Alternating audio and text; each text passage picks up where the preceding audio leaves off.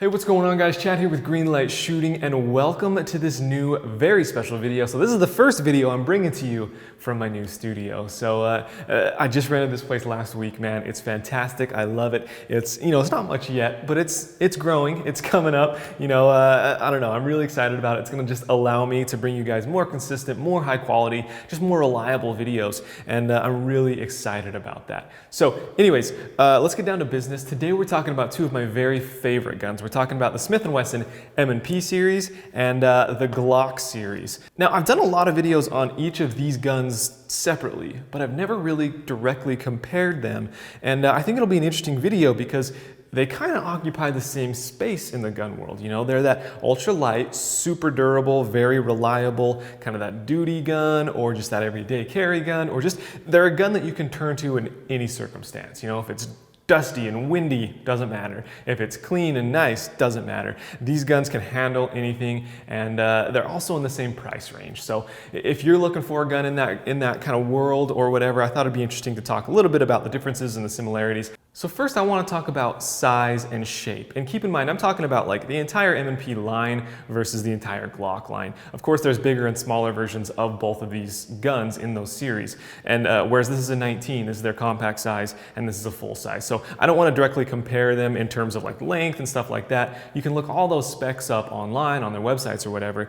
But I just want to talk about really the shape and the contours and stuff that set these apart. So first of all, if you look at this M&P, if you look at the top of this slide, it's a little bit bulkier. This gun in general is a little bit bulkier all the way around. The top of the slide has kind of these rounded edges and this straight top, and it's a little bit wider. And then if you come down to the side of the gun, it kind of bulks out just a little bit. There's kind of these grooves that come in and out of it that just make it a little bit bulkier all the way throughout this gun. Same with the back of the gun. You've got this tail kind of coming back. And so all the way throughout this gun, it's just a little bit thicker, kind of a little bit bulkier, as opposed to if you look at the Glock, it's very straight, it's very square. It's like as simple design as possible, which kind of appeal to the simplistic aesthetic of it, but it's also kind of much more of a function over form, whereas the M&P puts a little more emphasis, I think, on form,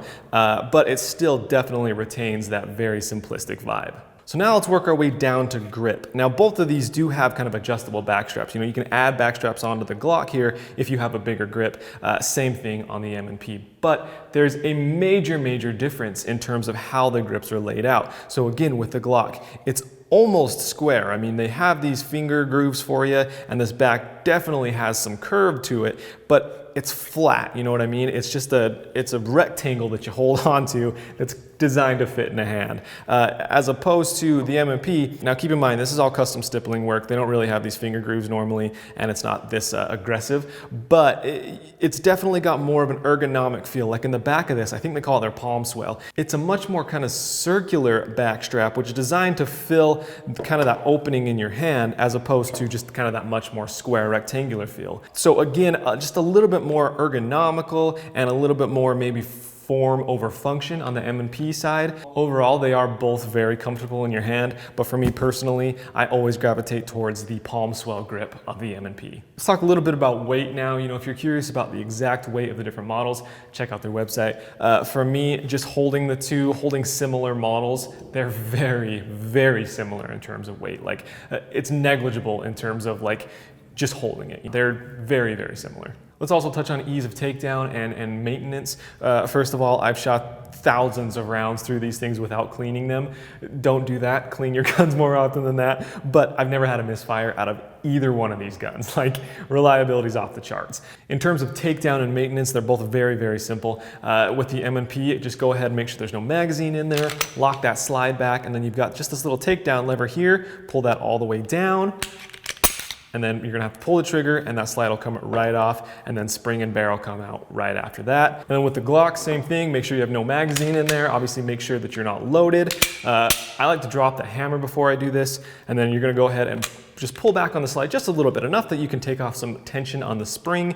You've got a takedown button on both sides, pull those down, and then push that slide right off. So same thing, spring comes out, barrel comes out. Very, very simple takedown, very simple maintenance, upkeep, everything like that for both of these guns. And they're both polymer frames. They're very, very durable in terms of like aesthetics and stuff like that. You know, dirt, grime, rust, all that you don't have to worry about with these. You can throw them, you know, you can throw them in your glove box, whatever. If you're carrying these all day, every day, and you've got, you know, sweat running on them or whatever, like they're fine. And that's why most people like carrying guns like this, because they don't have to worry about the looks of them kind of tarnishing too much over time. So let's talk about the triggers a little bit. Now the triggers are the only place you're gonna find an actual external safety on these guns.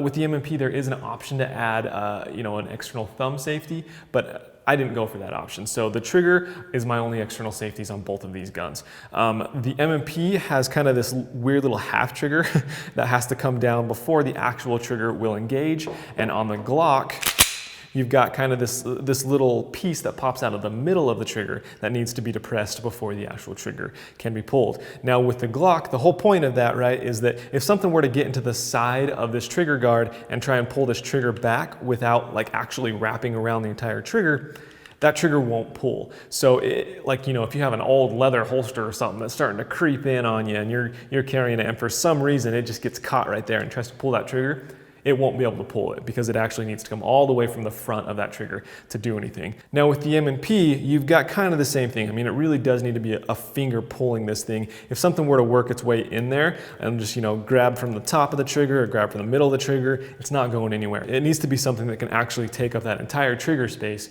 in order to function properly. Those are your real external safeties on both guns. Obviously, the overall safety is the user. Just don't put your finger on that trigger until you're ready to fire and you're good to go. But in terms of trigger pull, that is where I think the M&P has a little bit of an advantage. Now for both of these guns, there's tons of aftermarket triggers out there. You can fine tune these things exactly to how you want. So if we're talking pure stock trigger versus stock trigger, they both have a decent wall, and then I think it's like a 5 or 6 pound pull on both of them. Again, check that out on their website. But there's no creep on the M&P Pro trigger.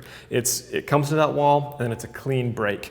On the stock Glock trigger, it does have a little bit of that creep. You come back to that wall and you can kind of feel it. It's almost a little bit mushy, and then it finally fires. That's not a huge deal whatsoever if we're talking about like critical situations or, you know, duty kind of things. Like, you're never gonna feel that in a trigger in that kind of a critical situation. However, if you're at the range and you just you're shooting bullseyes, you wanna see if you can stack a couple rounds on top of each other or something like that, the crispness of the M&P trigger definitely appeals more to that aspect. Now let's get into the meat of it and talk about how these guns actually shoot and perform. Now I talked a little bit about reliability before in terms of shooting just thousands of rounds through these things without cleaning them, and never had a misfire out of either of these guns right out of the box. There's no break-in period, there's nothing like that. These guns just fire, man. They just go boom. And I think that's one of the biggest selling points to both of these platforms.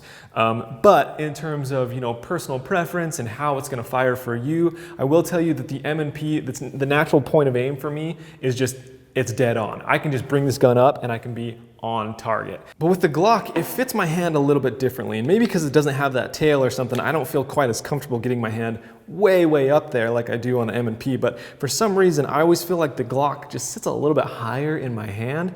And because of that, I notice my shots are fairly off. And I'm not talking much, I'm talking a couple inches. But it is something that I have to consciously adjust for if I'm going for dead on bullseyes. Versus the M&P, like I said, everything's just kind of a natural fit for me. And I feel it fits my hand a little bit better. I feel the recoil's a little bit more predictable, I guess. Maybe it's just because I've shot this gun more, but I can get back on sight really fast with this one.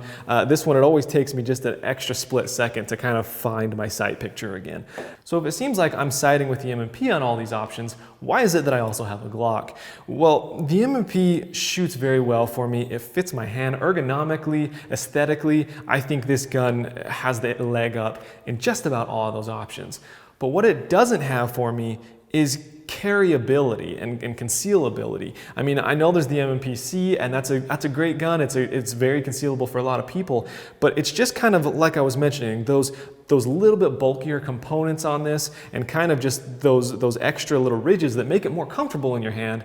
But for me, they make it uncomfortable to carry. So that's why I got a Glock 19, because it's very, very similar to the M&P series, but I can carry this thing all day, and it's very smooth, it's very flat up against my side. I'm not feeling any ridges going into it, and it shoots pretty close to the M&P. That might be a little confusing, but I guess what I'm trying to say is, if you're in the market for either an M&P or a Glock and you're not sure which one to go for, I would ask myself what I'm going to use it more for. So if I'm more a person that wants to just go shooting for fun, that wants to go to the range more often, see if I can hit bullseyes, see how far I can hit targets out there, I would almost always go with the Smith & Wesson. Like I said, I think it fits most people's hands a little bit better. I think the trigger pull's a little bit better, and I think it's just a little bit cooler looking gun. And there's obviously a lot of personal preference involved in the ergonomics and aesthetics, but I think this will fit most people's hands a little bit better with that palm swell, and I think the trigger out of the box is a little bit easier to handle. However, I think if you're going for a carry gun, like an everyday carry gun, especially a concealed carry gun, I would go with the Glock. Just kind of the form and function, like I was saying, with everything being smooth and straight, it's just easier to carry all day long. It's just as reliable, if not more so. I mean, Glock's whole thing is its ultra durability, right? I think both of these are pretty dang interchangeable in terms of that, and at least in my experience. But overall, the Glock is much easier to carry. The reason I went with the Glock 19 over like a 26 or a 43 or something like that, by the way, is just that I prefer to have more rounds with me. I like the double stack grip. I like having 15 rounds. So I hope that helped. I don't know. I mean, they're such similar guns that it's really hard to talk about these differences and preferences and stuff like that. A lot of it obviously does come down to personal preference, like I said. So if you're going to buy one of these, make sure to get to your range and test both of them out. See what you like, see what fits better in your hand. Like I said, what's great about them is that there's so many accessories and aftermarket options for both of these guns that, if you find a platform that you like, you can really build them out to be exactly what you want. So anyways, thanks so much for watching. I do hope it helped. If you have any additional suggestions or ideas or questions, definitely leave them down in the comments below. We've got a great community here who's going to help you out. I'll do what I can on comments. Make sure you like this video if it helped you out, and make sure to share this video if you think someone else might benefit from it. Also, subscribe to that channel. We got a lot more videos coming. We got a lot more videos from this studio coming, which I'm stoked about. Thanks so much for watching. If you haven't seen these other two videos, please check them out, and make sure to stay tuned next week when we give away a free $250 Vaultec safe.